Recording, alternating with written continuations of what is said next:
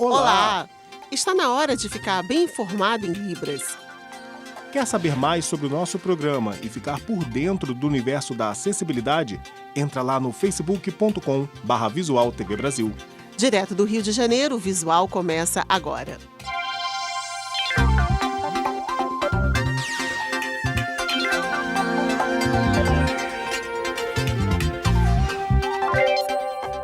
Para muita gente, contratar o serviço de um arquiteto é coisa de quem tem dinheiro. Jonatas, mais uma francesa que escolheu o Rio para viver mostra que não é bem assim não, hein?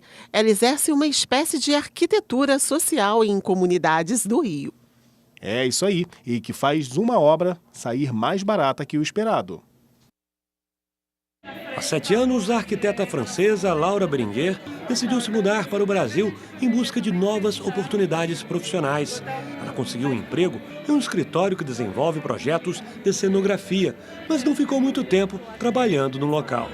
Laura mora no Morro da Babilônia, na zona sul do Rio de Janeiro, e decidiu mudar de emprego depois que recebeu o pedido de ajuda de um vizinho que pretendia construir uma casa, mas enfrentava dificuldades. Ela descobriu então que a comunidade precisava de uma arquiteta. O terreno era muito torto e tinha pouco espaço com os vizinhos.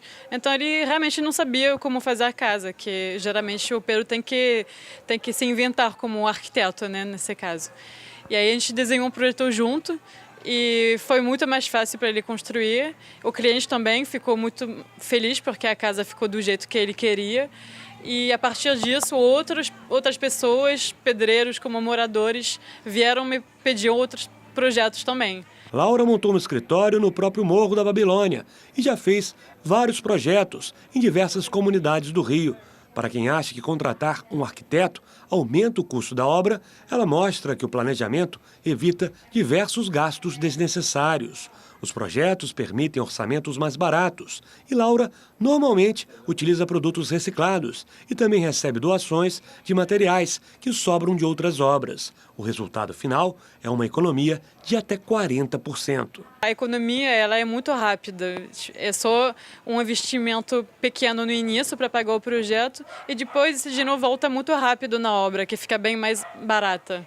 Esther é a mais nova cliente da arquiteta. A moradora da comunidade do Chapéu Mangueira pretende reformar a casa e lembra que já enfrentou muitas dificuldades com obras no passado. E eu sempre gastei muito dinheiro com obra, levantando parede, de repente vendo que não dava certo, então acabava quebrando. Fazia uma coisa que não ficava tão legal, então eu perdia tempo, dinheiro e nunca ficava como eu queria. Esther gostou do novo projeto e aprovou a contratação da arquiteta. A primeira coisa que eu pedi eu preciso de um espaço aconchegante, eu não me sinto em casa. E quando ela me apresentou o projeto, eu tive a certeza que nem eu conseguiria fazer aquilo tão bem. Otimizar o espaço para colocar os brinquedos da minha filha, para colocar as minhas coisas e ainda assim ter um meio de circulação. E ela me mostrou isso tanto em palavras quanto no projeto. Há 2 anos, milhares de mulheres negras marcharam até Brasília para denunciar o racismo, a violência, os estereótipos de beleza e os muitos problemas sociais enfrentados por 25% da população brasileira. E você vai ver agora como o extermínio de jovens negros e o encarceramento afetam a vida das mulheres negras. A apresentação da série é da jornalista Luciana Barreto. O encarceramento abriu os olhos de Andréia para o racismo sistêmico no Brasil. Foi cumprindo pena por tráfico internacional de armas que ela descobriu que, mesmo na cadeia, pode existir uma estrutura de privilégios baseada na cor da pele. E a maneira de denunciar foi a mais extrema possível. A tentativa de suicídio foi uma medida desesperada? Foi sim, porque eu já vinha há muito tempo pedindo uma oportunidade para eu trabalhar, para eu poder justamente sair um pouco do meio da cela, fazer uma atividade para passar o tempo e também remir a pena, diminuir minha pena. E eu não tinha essa oportunidade. Eu via pessoas que pediram depois de mim, conseguindo trabalhar e eu não. E o chefe de segurança dizia que não iria me dar oportunidade devido ao meu delito. Que, no caso, eu vi pessoas que chegaram depois de mim, com um delito pior do que o meu, conseguir, por serem brancas, bonitas. Infelizmente, o racismo continua, não adianta.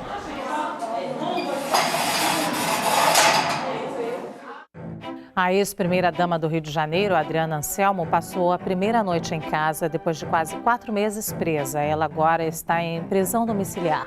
Adriana ganhou o benefício por ter um filho com menos de 12 anos. O caso da Adriana Selma é muito esclarecedor de como a mulher negra está na ponta, né, de toda a negação, de toda a invisibilidade e de toda a falta de uma política que reconheça as mulheres como iguais.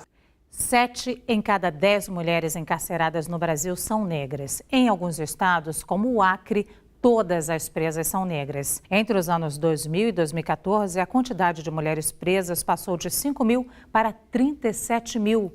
O Brasil é o 5º país que mais prende mulheres no mundo, perdendo apenas para Estados Unidos, China, Rússia e Tailândia. O tráfico de drogas é o grande vilão.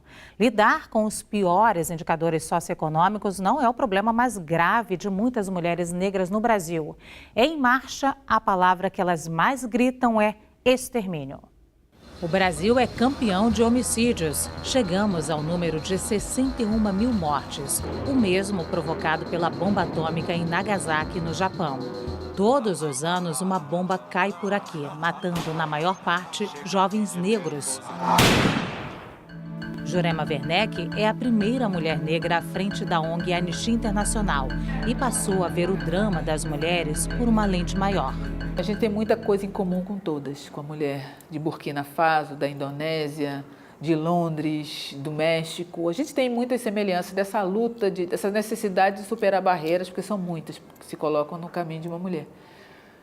Mas, por outro lado, a gente tem essa barreira do racismo tão violento que nem todas experimentam, não é? O Estado brasileiro foi constituído. O pilar desse Estado, dessa sociedade, é o racismo. Então, existe toda uma lógica, uma forma de ser, uma constituição de barreiras tão profundas que nem todas experimentam. Mesmo no Brasil, nem todos experimentam, né? As mulheres negras e índias e ciganas experimentam barreiras de um tamanho que as mulheres brancas, por exemplo, nunca vão experimentar. A normalidade é uma normalidade racista, sexista, homofóbica. Essa é a normalidade do Estado brasileiro, tanto no sistema de justiça, quanto no legislativo, no executivo, no investimento, na destinação de recursos, na formulação de políticas públicas. A normalidade do Estado brasileiro é essa. Elas perderam muito e o que elas perderam não tem volta, né? Elas perderam o filho e o irmão. Não vai ressurgir, não vai renascer. Um esporte que mistura futebol e golfe. No futegolfe, o desafio é ser bom de mira, Jonatas. É isso aí, e de chute. No lugar de tacos, os pés. A bolinha de golfe foi substituída por uma muito maior, a de futebol. O campo é de golfe e boa parte das regras também. Esse é o futegolfe. A origem do esporte não é clara e pode ser atribuída a muitos países. Uma das versões é de que o futegolfe surgiu na Holanda. Então, o futegolfe começou na Holanda em 1999, né? Depois disso ele foi crescendo, foi expandindo pelo mundo. Hoje existe uma federação internacional que regulamenta o esporte. Ele já está em mais de 40 países, com mais de 10 mil atletas pelo planeta.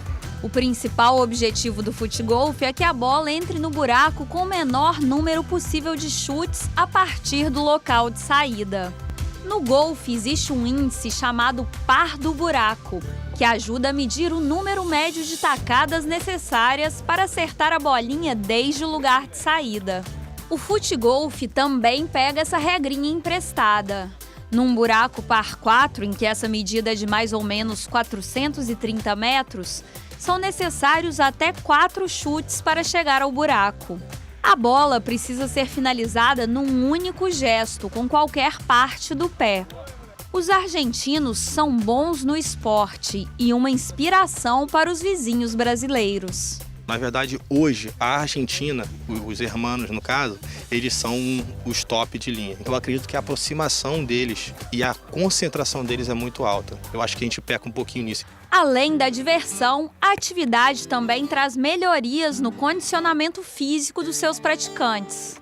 Nunca tinha passado pela cabeça de Júnior Souza jogar golfe, mas ele se encontrou no futegolfe.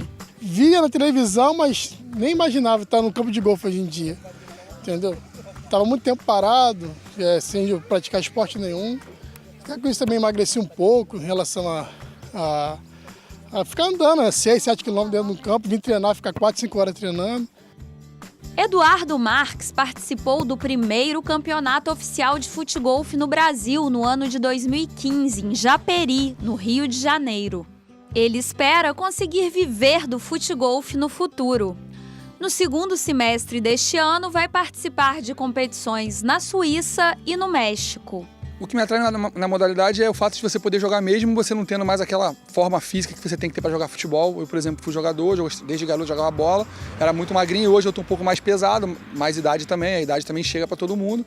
E aí você consegue jogar o esporte porque é um esporte praticamente de chute, então você tem que ter precisão, acertar a bola no buraco e pronto. Você não tem que ficar correndo, não tem aquela coisa de choque, você não tem risco de você se machucar, de ter uma lesão mais grave. Então você consegue conciliar o momento que você vive hoje e você conseguir praticar o esporte.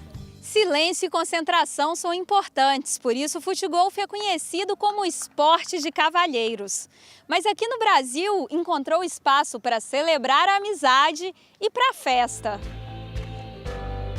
Dia de semana a gente vive futegolfe 24 horas, porque eu sou vice-presidente também da Associação do Rio e a gente fica a semana toda planejando o próximo campeonato, próxima viagem, campeonato aqui no Rio. Pô, aí você vai criando um vínculo com as pessoas, entendeu? E final de semana a gente fica aqui 5, 6 horas treinando aqui no sábado e no domingo. Aí chegando em casa, a esposa fala que a gente fica mais tempo com eles aqui treinando do que com ela. Trabalha a semana toda e não dá muito aquela atenção devida. E o Visual fica por aqui. Muito obrigada pela companhia. Tchau. Tchau, tchau para você.